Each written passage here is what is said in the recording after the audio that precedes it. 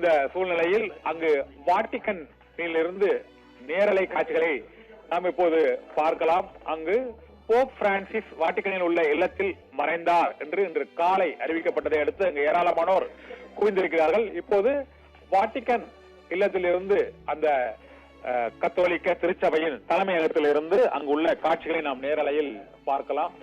Pope பிரான்சிஸின் மறைவு உலக கத்தோலிக்க கிறிஸ்தவ மக்களிடையே பெரும் சோகத்தை ஏற்படுத்தி இருக்கிறது.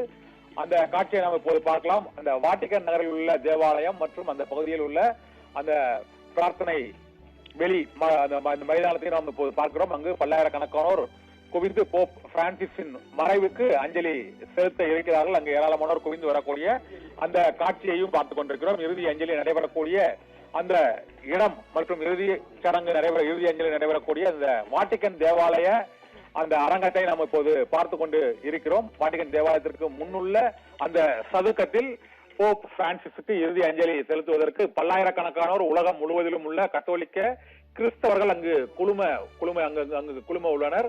அந்த பகுதியில் அந்த போப் பிரான்சிஸின் இறுதி சடங்கு மற்றும் அதுக்கான இறுதி சடங்கு பிரார்த்தனைகள் நடைபெறும் நிகழ்வுகள் இன்னும் அதிகாரபூர்வமாக அறிவிக்கப்படும். அந்த அறிவிப்பின்படி போப் பிரான்சிஸின் அந்த இறுதி நிகழ்வுகள் தொடர்பான அந்த அதிகாரப்பூர்வ அறிவிப்பை வாட்டிக்கன் இன்னும் சில மணி நேரங்களில் வெளியிடும் என எதிர்பார்க்கப்படுகிறது.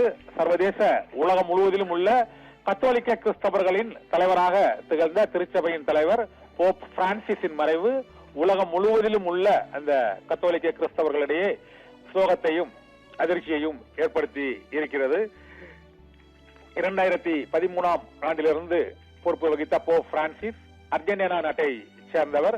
சுமார் 12 ஆண்டுகளாக அவர் போப் ஆண்டவராக பொறுப்பு வகித்தார். தென் அமெரிக்காவிலிருந்து தேர்வு செய்யப்பட்ட முதல் திருத்தந்தை போப் பிரான்சிஸ் தான். தென் அமெரிக்க நாடுகளான அர்ஜென்டினா நாட்டிலிருந்து தேர்ந்தெடுக்கப்பட்ட முதல் நபர் போப்.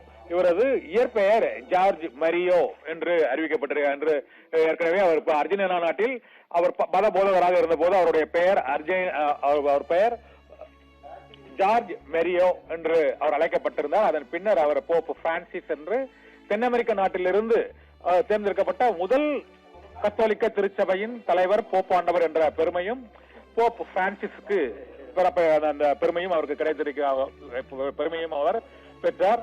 இப்போது நம்ம அந்த வாட்டிக்கனில் உள்ள காட்சிகளை தான் இப்போது நாம் பார்த்துக் கொண்டிருக்கோம். உலக கத்தோலிக்க திருச்சபையின் தலைவர் போப் பிரான்சிஸ் 88 வயதில் உடல்நலக் குறைவால் காலமான நிலையில் சமூக பணிகளில் அவர் கடந்த அவரது 21வது வயதில் இருந்தே தொடர்ந்து சமூக பணிகளிலும் அந்த மத பணிகளிலும் அவர் ஈடுபட்டிருந்தார்.